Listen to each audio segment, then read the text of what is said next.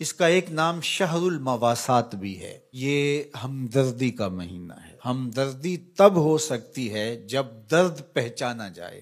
ہم درد وہی ہوتا ہے جو درد سے گزرا ہو۔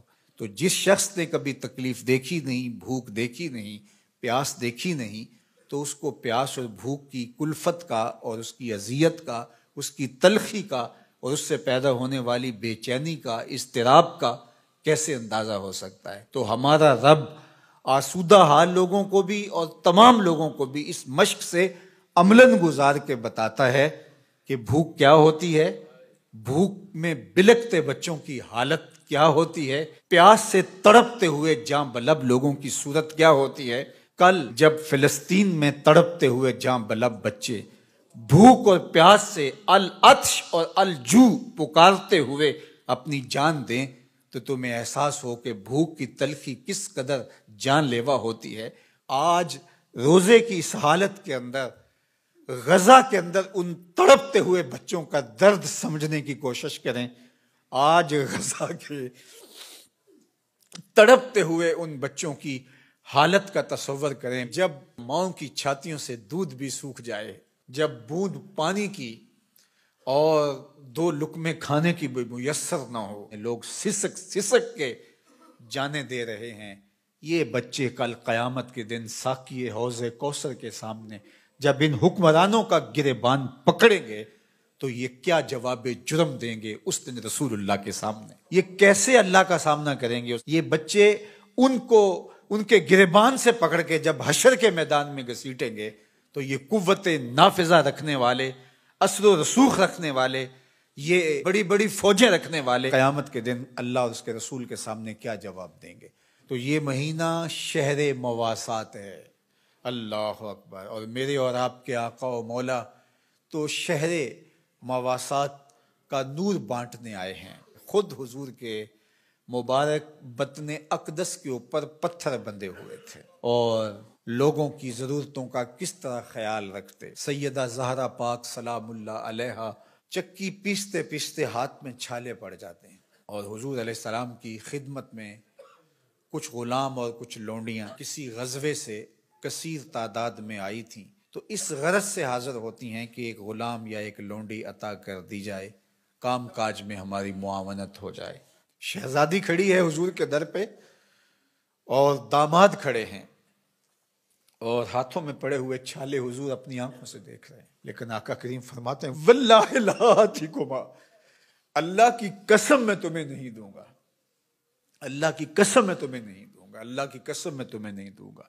فرمایا میں تو ان غلاموں اور لونڈیوں کو بیچوں گا اور اس سے جو رقم ملے گی، جو پیسے ملیں گے، بدر اور احد کے شہیدوں کے یتیموں کی کفالت کروں گا، مدینے کے مفلوق الحال لوگوں کی، بیواؤں کی، اراملہ کی، مساکین کی، یتاما کی کفالت کروں گا۔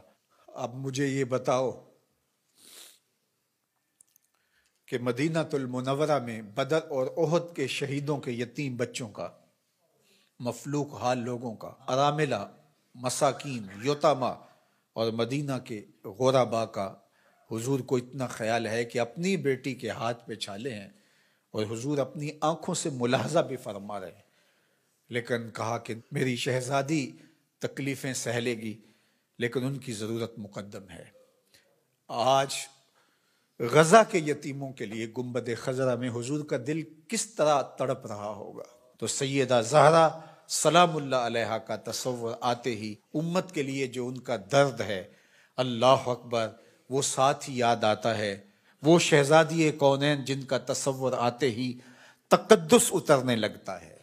آج مخدرات اسلام سیدہ زہرا سلام اللہ علیہا کی بتائی ہوئی تعریف کے مطابق اپنے پردے کی حفاظت کریں، اور یہ امت غالب تبھی ہوگی جب یہ پردے میں سمٹ جائے گی، چاہے سجدے ہیں، چاہے رکوع ہیں، قیام ہیں، اونچے اونچے مینار ہیں مسجدوں کے، بڑے عالی شان گنبد ہیں، بڑی بڑی درس گاہیں ہیں، لیکن حیا کا جوہر لٹ گیا تو سمجھ لو کہ امت اپنا وجود کھو بیٹھی ہے۔ میں آپ سب کو کہتا ہوں کہ یہ جمعے، یہ نمازیں، یہ روزے، یہ رسمی طور پہ نہیں ہیں، ہمیں اب عملی طور پہ ایک اسلامی معاشرت کو تشکیل دینا ہوگا، ہمیں رویتاً اپنے آپ کو تبدیل کرنا ہوگا۔ میری آواز میری مائیں، میری بہنیں، میری بیٹیاں سن رہی ہیں، آپ کے نازک کندھوں کے اوپر یہ ذمہ داری ہے کہ آپ نے قوم سازی کا عمل کرنا ہے۔ آپ کی آغوش میں پلنے والی نسل ہی ایک صالح اور پاکیزہ نسل ہوگی۔ تو نہ دانی کہ سوزے کراتے تو دیگر گوں کر تقدیر عمر را۔ اقبال نے کہا میری بہن تو نہیں جانتی کہ جب تو قرآن سوز و گداز کے ساتھ پڑھتی ہے تو تیرے بھائی عمر کی تقدیر بدلتی ہے۔ اور پھر کہا بطول باش و پنہا شو ازی اثر کہ در آغوش شبیر بگیری، اور اگر تو ماں بن کے قرآن پڑھتی ہے تو بیٹا نیزے کی نوک پہ قرآن سناتا ہے۔ آج امت مسلمہ کی بیٹیوں کو سیدہ پاک سلام اللہ علیہا کے اسوہ کو اپنے اندر اتارنا ہوگا۔ اسلام کوئی مشکل دین نہیں ہے، سادہ سادہ عام فہم دین ہے۔ ہماری فطرت کے مطابق ہمارے رب نے یہ دین ڈیزائن کیا ہے، اس دین کے مطابق اپنی زندگی گزاریں۔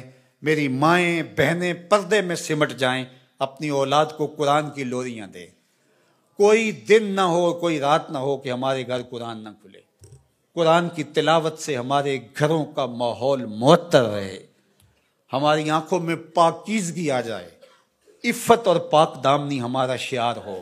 وہ غلیظ نگاہیں، وہ گندی اور مکروہ نگاہیں جو غیر محارم کو دیکھتی ہیں، قیامت کے دن آتش دوزخ میں جلائی جائیں گی، ان کے اندر آگ جہنم کی بھر دی جائے گی۔